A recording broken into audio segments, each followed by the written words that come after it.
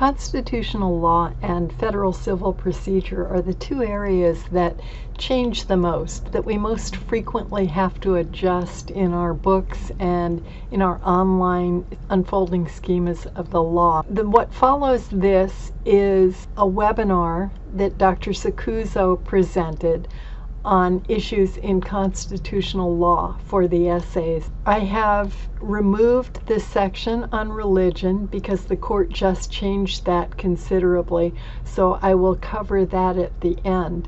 But Dr. Sakuzo, in his webinar, talks about a one-page handout, I believe, in speech, which is a frequently tested topic, and I suspect will be more frequently tested. More about that at the end. I'm going to put a link to that handout in the description below so that you can access it. It's a one-page PDF, and I think it's really helpful. So on with Dr. Sakuzo's webinar. All right, so basically the main problem is you have to know something about each of these topics. So it seems huge. Speech is the most heavily tested topic. So that's, the main focus, but you really have to study all of these. And the key to con law is to understand what the call of the question is asking you to do. When do you talk about executive power? When do you talk about federalism? When do you talk about eminent domain? Well, they may call it specifically in the call of the question. Sometimes they do. Sometimes they'll say, talk about procedural due process and substantive due process. Other times they use a proxy. So basically, it's all about power and the issue of judicial power. And the first issue that people normally put down in a con law problem is standing. Standing is not always the issue. Dr. Johnson, can you explain how standing might work on the bar and what they should do if they're not sure right about standing? I should write about standing or not write about standing? I would pay real careful attention to the call of the question. If the call of the question asks you to make arguments in support of the case the plaintiff has filed. So for instance, the hypothetical tells you that the plaintiff filed a claim under the First Amendment. And the call asks you to make arguments in support of that claim. They're in essence telling you that standing and all of the justiciability issues are not an issue in the hypothetical. All they want to hear about is First Amendment in that case. If they don't do that, if they have a broader, more inclusive call than that, if they ask you what rights may plaintiff assert under the US Constitution, then you probably need to briefly establish standing in state action. If they really have standing as a big issue, it will be because there's an association suing or a third party suing on behalf of members or other people. And then they'll pretty specifically call that. And like for association, they usually will tell you the plaintiff is an association. And then you know that you need to talk about association standing. Okay, now the whole thing is they'll ask you a question, does someone or some branch of government have the power to do something? So in executive power, if the call of the question goes to, does the president have the power to do this? All right, so basically what you might expect in July 08 as an example is an executive order. And I'm not going to go through the entire law, but essentially the president will make an executive order. And then the question is that order constitutional? In other words, does the president have the power? And they use the term, is it constitutional? Or sometimes they'll say, does the president have the power? All right, so I want you to study how to do and handle an executive power problem. Okay, now in federalism, you know you have a federalism problem when they give you a state law. And if the call of the question is the state law valid or is the state law constitutional? It's a federalism problem, and you're going to have to talk about the various issues of involving federalism. The main thing is if you have a fact pattern and it's only talking about this one federal act or a federal law, federalism's not the issue. You have to have the combination of either state and federal, or they're talking about a specific 50 state action, and without that triggering issue, then this won't be something that you discuss. That's the main thing I think to take away. Right. Yeah, there has to be a state law involved. And then the big question is going to be preemption. Does federal law preempt the state law? Because if it does, then the state law is unconstitutional. Yeah, in a con law hypothetical involving a state law, preemption is often an issue. Another big issue to think about is the dormant or negative commerce clause. So if the state law they gave you applies to situations where it regulates in an area of interstate commerce, then they want you to analyze the dormant or negative commerce clause. In general, state and local laws are unconstitutional if they discriminate against or unduly burden interstate commerce. There's an analysis strategy to use for that. First, you have to identify the state interest, and then you have to ask if there's intentional discrimination in that state law. If there's intentional discrimination, then you do a strict scrutiny analysis, unless the state is a participant in the market. If there's no intentional discrimination in the law, then it's a rational basis analysis, and you do an undue burdens test. You can get more detail in power law or in whatever your bar review course is, but dormant or negative commerce clause is frequently an issue when they give you a state law. The other one to worry about is the privileges and immunities clause. So there's a whole series of issues in federalism. I want you to take them one at a time and try to learn the elements. Okay, now on when do they test, what's the call of the question when the issue is procedural due process or substantive due process? And usually they'll say, are the plaintiff's due process rights being violated? So now you need to talk about due process. What about, is it procedural or substantive?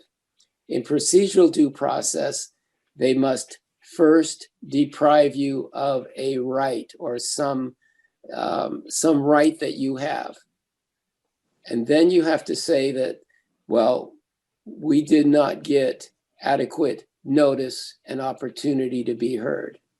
With regards to substantive due process, the one note to take away is you can basically discuss it anytime in these con law fact patterns.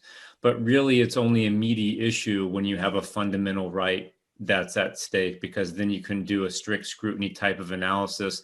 But in reality, if it's not even a fundamental right, you can always make some sort of argument that maybe this is an arbitrary or capricious law. It's just that the standard is going to be so easy for the government to meet that it's really not all that great of an issue. It's almost a throwaway issue at that point. So just note that you could always bring it up. So if you're stuck, I guess you could bring it up, but it's really going to be more important when you have a fundamental right that's at stake. So the issue is, does the government have the power to take away these fundamental rights? So that's substantive due process. Eminent domain, they usually call it, they'll say eminent domain in the call of the question. And then there's a little bit of law. It's only about it looks like a short paragraph, no more than a total of a short paragraph on the law you need to answer any eminent domain problem. And then equal protection. You need to memorize the levels of scrutiny, and then you need to know who the protected classes are. And you need to know that for the essays and for the MBE. Oh, before we Go get ahead. into speech, I was just going to point out that if you do have an equal protection question, sometimes you'll get a con law fact pattern, and the whole thing is equal protection, maybe some sort of due process, question mixed in there as well.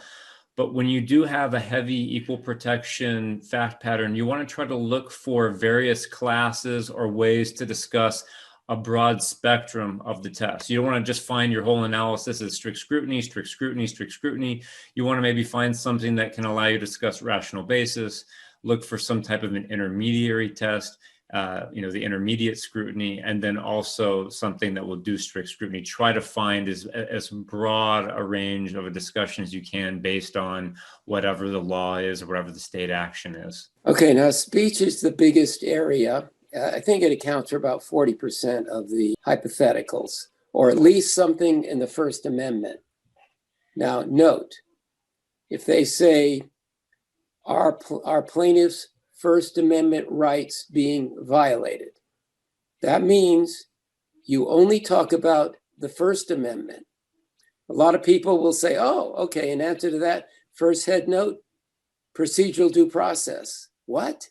So basically, it's a First Amendment problem. Procedural due process is not a First Amendment issue. It's Fifth Amendment issue, 5th and 14th.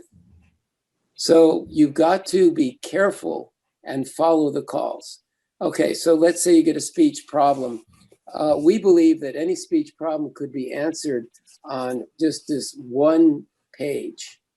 And this is actually a screenshot from our proponics that we have it in focus mode just on the bare bones of the speech. And anyone who has proponics, you know that you can basically come over here and unfold some of this to your liking if you wanted to go deeper in one of these subjects. But even just this level of it really carries a lot. But I wanted to show that to you. And then here's it a little bit closer for us to discuss if we want to point out some things. Yeah, so basically, the first thing we want you to do is to ask, can I knock this thing out on its face? In other words, a facial attack. Is there a prior restraint? Is it overbroad? Is it void for vagueness? Does it involve unfettered discretion? And they'll make it very clear. They don't mince their words. They'll say, to implement the law, we'll have one individual or a small committee of individuals, and they have to decide before you can get your rights. Well, that's unfettered discretion, and that would be unconstitutional.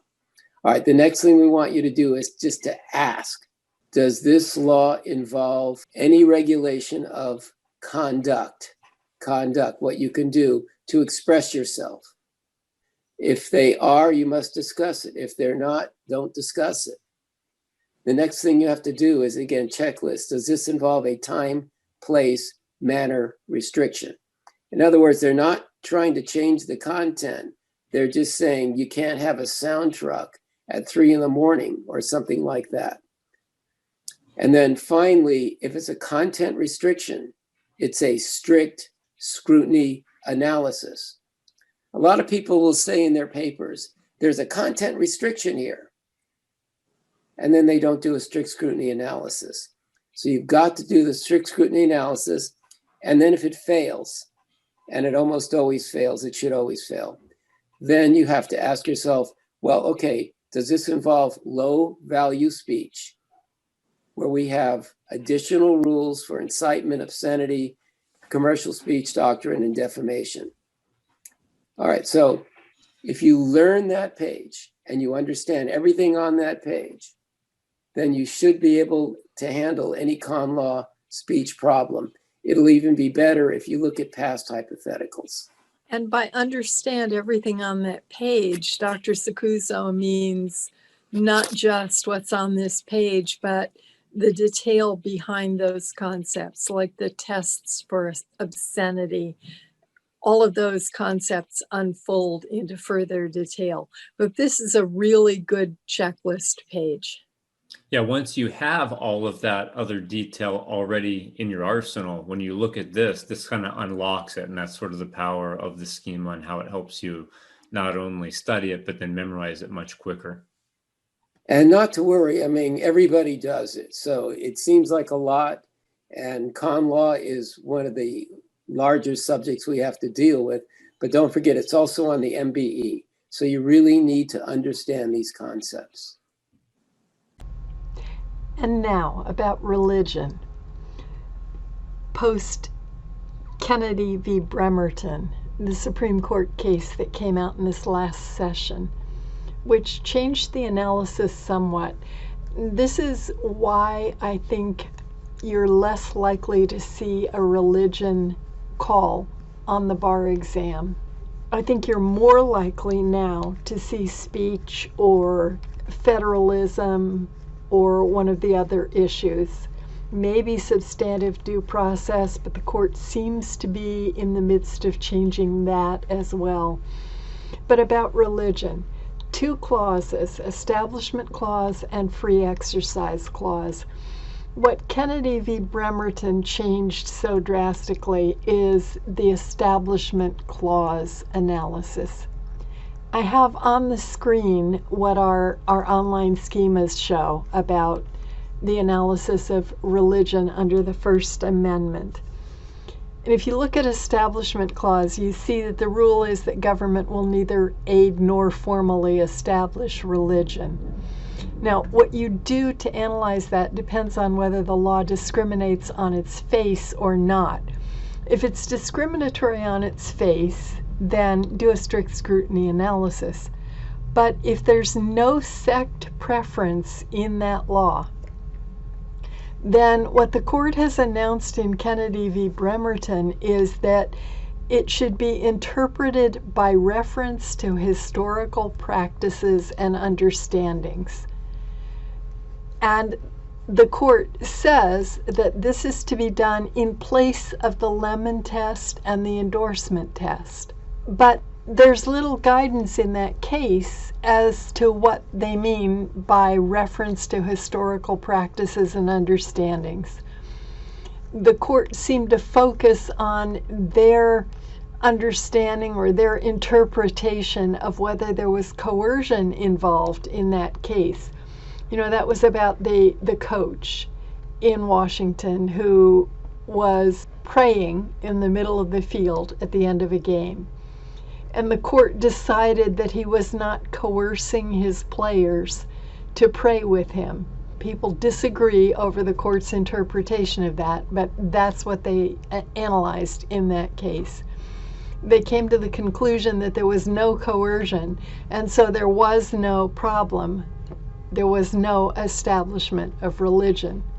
Now, if I did see a religion hypothetical on the bar, a First Amendment religion hypothetical, I would announce that rule.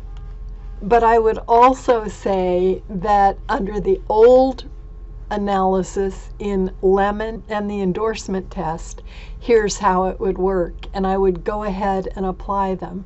The Lemon test, 3 requirements. There must be a secular purpose for the law.